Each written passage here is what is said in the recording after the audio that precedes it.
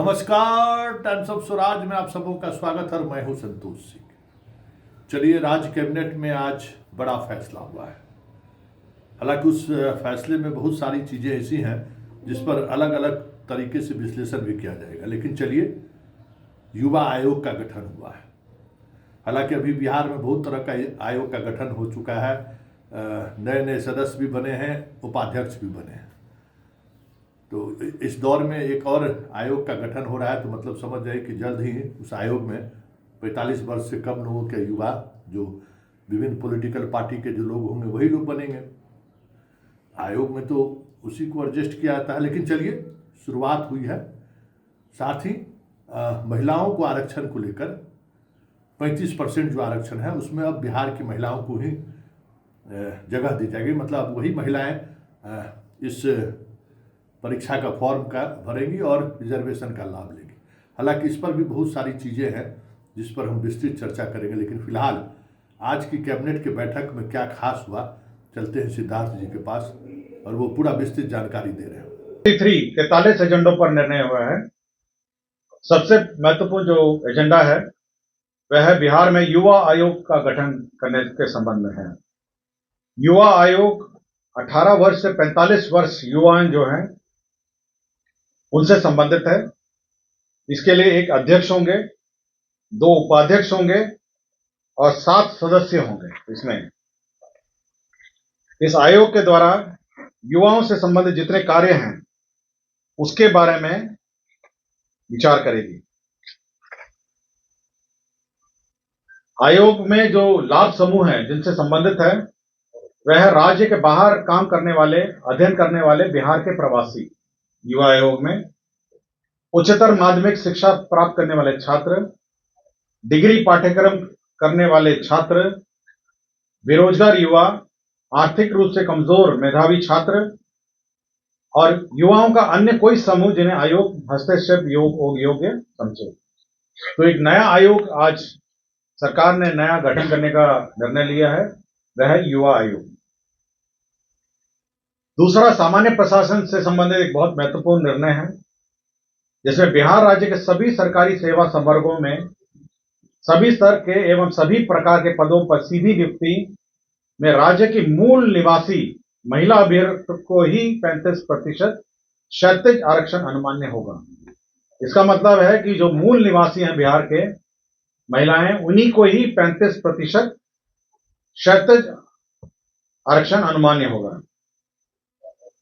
और जो आरक्षण का जो श्रेणी है, अनुसूचित जाति 16 है, अनुसूचित जनजाति 1 है, अत्यंत पिछड़ा वर्ग 18 है, पिछड़ा वर्ग 12 है और पिछड़ा वर्गों की महिलाएं 3 है। तो 50% यही इसका ब्रेकअप। वो तो समाज कल्याण विभाग ने एक नई योजना शुरुआत की है, जिसमें जो दिव्यांगजन है उन्हें दिव्यांगजन सिविल सेवा प्रोत्साहन योजना का शुभारंभ किया है। इसके अंतर्गत जो यूपीएससी और राज्य की जो योजनाएं हैं, जो बीपीएससी की जो परीक्षाएं हैं, उसमें क्रमशः 1,50,000 रुपए इनको प्रीलिम्स पास करने पर इनको दिया जाएगा। इसमें राज्य सरकार के सिविल सेवा प्रोत्साहन योजना अंतर्गत कोई आर्थिक सहयोग देनी है को बिहार लोक सेवा आयोग पटना तथा संघ लोक सेवा आयोग नई दिल्ली के द्वारा सिविल सेवा हेतु आयोजित प्रतियोगिक परीक्षाओं में प्रारंभिक परीक्षाओं में उत्तीर्ण होने पर मुख्य परीक्षा एवं साक्षात्कार की तैयारी हेतु क्रमशः 50,000 और 1,00,000 रुपए दे। राज्य सरकार ने एक कॉर्पोरेट सोशल रिस्पॉन्सिबिलिटी जो विभिन्न कंपनीज और संस्थाओं द्वारा देय है, उसको उपयोग करने के लिए एक सीएसआर पॉलिसी 2025 का गठन किया है और एक सीएसआर सोसाइटी।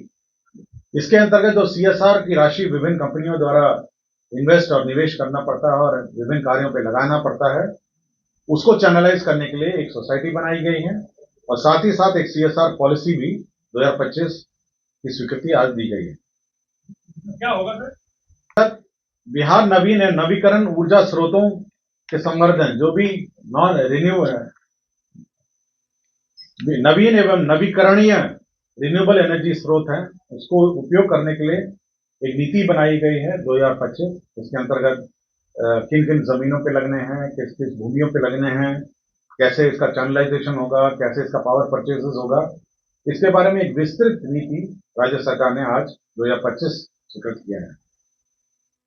पेट्रोलियम एवं प्राकृतिक गैस विनियमन बोर्ड अधिनियम 2006 के आलोक में स्वच्छ एवं पर्यावरण के अनुकूल ऊर्जा की आवश्यकता के मद्देनजर प्राकृतिक गैस, नेचुरल गैस को विकल्प के रूप में चयनित किए जाने हेतु बिहार शहरी गैस वितरण नीति, जो टाउन में जो शहरी क्षेत्रों में गैस वितरण नीति 2025 की स्वीकृति दी गई है। सिटी गैस डिस्ट्रीब्यूशन नेटवर्क कैसा होगा, क्या होगा, पीएनजी कैसे प्रयोग किया जाएगा, इसके बारे में एक विस्तृत नीति राज्य सरकार ने स्वीकृत की।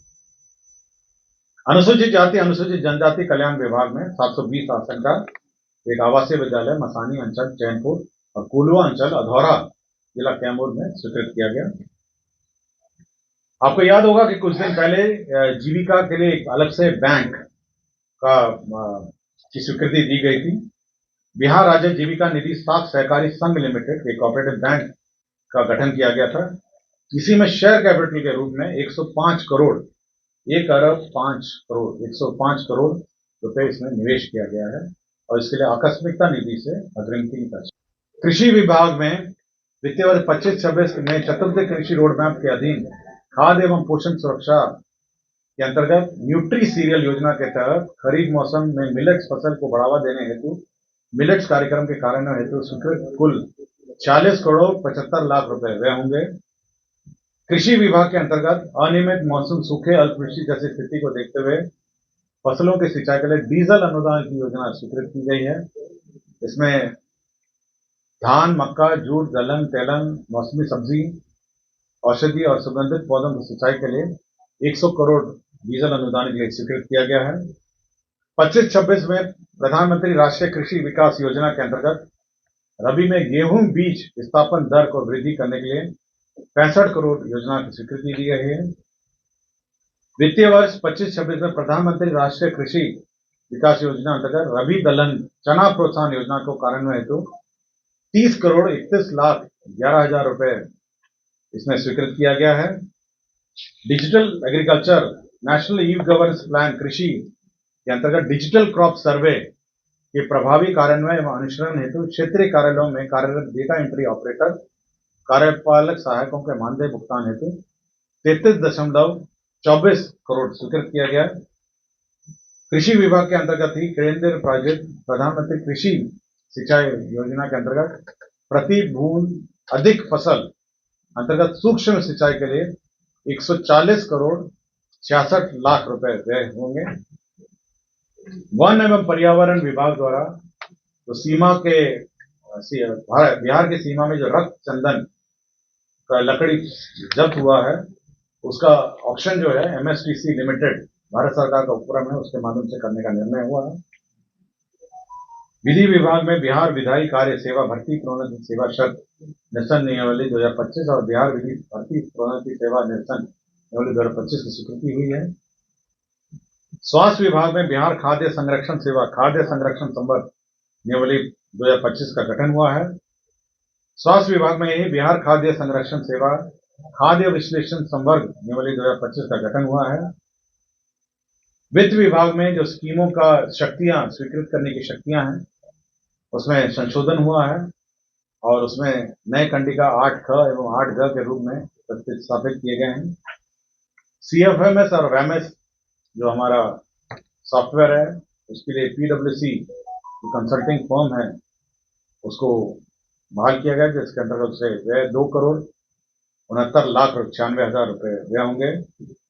एचआरएमएस में और audit internal audit management system के लिए आईपी ग्लोबल को बहाल किया है, कंसल्टेंटिंग फर्म को बहाल किया गया, जिसके अंतर्गत 4 करोड़ 19 लाख 93 हजार रुपए व्यय होंगे। डी हैं जो उनको उनकी जो सेवा प्राप्त करने के लिए आउटसोर्सिंग एजेंसी के माध्यम से 58 करोड़ 56 लाख 34 हजार रुपए स्वीकृत किए गए हैं। ये 25-26 में पशु चिकित्सा सेवाएं पशु स्वास्थ्य योजना के तहत यह स्वीकृत किया गया है।